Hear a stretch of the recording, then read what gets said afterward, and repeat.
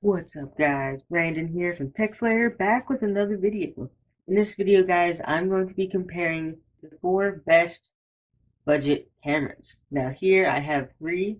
I'm using my iPhone 6 to record the video, so there's only 3 here. The cameras are, obviously as I said, the iPhone 6, the Aputure EK7000, the Samsung HMX W300, and the Canon VR8. Now I'm going to be putting these cameras to the test in multiple different categories to see which cameras shine in each of the categories, and at the end I'm going to be ranking them from worst to best. So let's get into it. First up we have the Samsung HMX W300. This camera has a 2.2 aperture and a 30mm sensor, as well as a 5-megapixel camera. It is also waterproof and shockproof and has a bunch of different features, some of which are: it's got a micro SD slot, an HDMI out for putting the video onto a TV. It also has a USB, if I can open this, it also has a USB stick to charge the camera. That is one of the major downsides to this. You have to directly plug it into your computer or a charging brick to be able to charge it. You can't just plug in a micro USB cord. So that's always kind of a bummer. Some of the other features is this camera can record video and pictures, which all these cameras can do, but this one can record video in 720p at 30 frames per second or 1080p at 30 frames per second, as you can see here. One of the main features of this camera is that you can pause the video while you're recording. So if you see here, up here it is paused, and if I press this button it will unpause, and now I'm recording, just basically as if I was going to the next scene. Another thing you can do while you're recording is you can take a picture of the current frame, just like that. So guys, this camera has a bunch of really cool features. Alright, next up is the Aputure EK7000. This camera is $89 and features a really nice 170-degree wide-angle lens. Now this does make it look a little fisheye, but it's very nice for using when you're playing airsoft or going skiing or things like that. Some of the features of this camera are: it can take pictures, bursts, time lapses, and it can take video from 720p 60 frames per second all the way up to 4K at 25 frames per second. It also has a micro SD card slot for storage, a HDMI out, and a micro USB to charge the camera. Another really nice feature about this camera is that it comes with a ton of attachments, and you can use any GoPro Hero 4 or lower attachments for this camera. And next we have the Canon VR8. This is a mini DV camcorder by Canon, and it features a really nice wrist strap, and also it has a pop-out flip screen so you can record yourself and see what's going on the screen. It can record video and photos. You can take photos with this button, zoom in here, and another really nice thing is it has a viewfinder. So if you close the LCD screen and turn on the camera, you can see there it's got a viewfinder, which is really cool if you don't want to use the screen here. The major downside for this camera is that it only records in 480p, but one of the really cool things about this is it has 20 times optical zoom and 400 times digital zoom. This makes it so you can take shots really far away that are super clear. Another cool thing about this camera is it does have SD card storage, and you can also record on tapes. But tapes are basically the old kinds of SD cards, and they're really big. They look like a D battery. And the last camera is the iPhone 6. This is a all-around great camera, and although it is about $300, I put it in the under $200 category just because most people already have it. Most people actually have a phone that's probably newer than this one, but some of the features are this can take video, slow-mo, time-lapse, photos, square photos, and panoramas. None of the other cameras can take slow-mo, panoramas, or square photos, which is a huge plus for the iPhone. Another thing the iPhone can do is it can set a timer for when this camera goes off, and it can also turn the flash from auto on or off, which none of the other cameras can do. It can also take HDR photos, which makes the photos a lot more cinematic looking.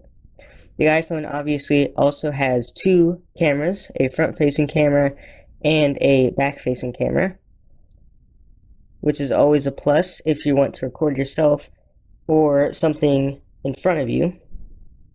So all around, I would say the iPhone 6 is a great camera. But let's put these cameras to the test and see which one is actually the best. Alright, so here we have the Samsung, which has pretty good picture, but not a whole lot of pop. This is the iPhone, definitely great picture with a bunch of pop in the picture. I really like the colors. And here's the Picasso, great colors, but not a whole lot of pop. And the wide-angle lens really just makes the pictures bad. This is the Canon with hardly any color at all, no pop whatsoever. Just makes it look awful. Here's the side-by-side view. And next we have the Samsung with a more close-up shot. Definitely a pretty good picture. Here's the iPhone, lots of better detail, more light in the photo. And this is the Picasso, definitely lots of noise and not very bright. And then this is the Canon, not very bright at all. Looks almost black and white, I would say. Just definitely very bad picture quality. And here's the side-by-side. Alright, this is the Samsung in a focus test. The foreground isn't focused at all, which isn't what I was going for. This is the iPhone with a focused foreground and a blurred background. Here's the Picasso. Again, not very good focus. And then the Canon, everything is in focus. And again, the picture is really bad.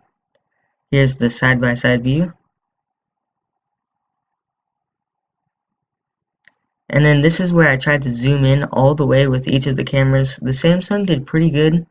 The iPhone, the color just really was awful when I zoomed in all the way. And the Canon, this thing has insane zoom. This is the music on the table right there, and you can see it so clearly. This is the Picasso, and it doesn't have a zoom functionality, which you can't really expect from a action camera.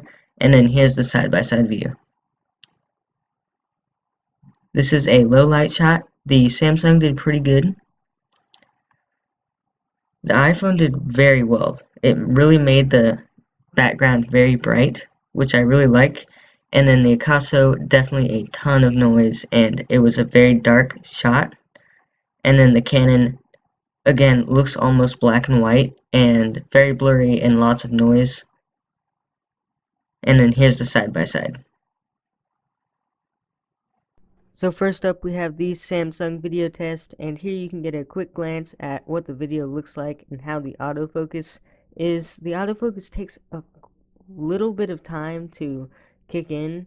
It's not the greatest, but that's that, and it's an overall pretty good camera. Next up, we've got the iPhone autofocus and video test. It definitely has a much faster autofocus, and you will notice that the background blurs a lot more than the Samsung. You can actually noticeably tell that the background is blurred in the iPhone, which makes it look like a lot more premium camera. Third in our list of cameras is the Picasso, and it really doesn't have much of an autofocus at all. I mean, it just seems kind of like everything is in focus, and if it's not in focus, it takes forever to come back into focus. So the quality of the video is definitely very good, but it just doesn't have much of an autofocus, although you can't really expect much from a action camera. And last on our list is the Canon. This camera definitely has very, very poor video quality. Really, the quality isn't good enough to even really have an autofocus. Um, so that's all I can say. It's just not a good video camera. Alright guys, now that we have examined each camera individually and as a group, we can now rank them according to which ones I think are better and which ones I think are worse. So let's do that right now. First up on the list is the iPhone 6 for its all-around great quality. The colors really pop and the extremely fast autofocus really helped it climb to the top of my list. Coming in second place is the Aputure EK7000 for its great picture and video quality. Although it does lack a lot of functionality, it is meant for an action camera setup, so if you use it in the outdoors, you're definitely going to get a lot of bang for your buck. In third place, we've got the Samsung HMX W300. This camera is lacking in quality, but has lots of great features and functionality. And in last place, we have the Canon camcorder. This camera just has terrible photo and video quality, although it does have some great zooming abilities. Well guys, that's all I've got for this video, but before I go, the notification shoutout goes to King Billion, who says, I like the new intro. If you guys would like to be featured in the next video, just comment below on any video, make sure you're subscribed and turn on notifications, and then you will be entered to win a notification shoutout. Thank you guys so much for watching. I hope you enjoyed this video, and I will see you guys in the next one. Peace out.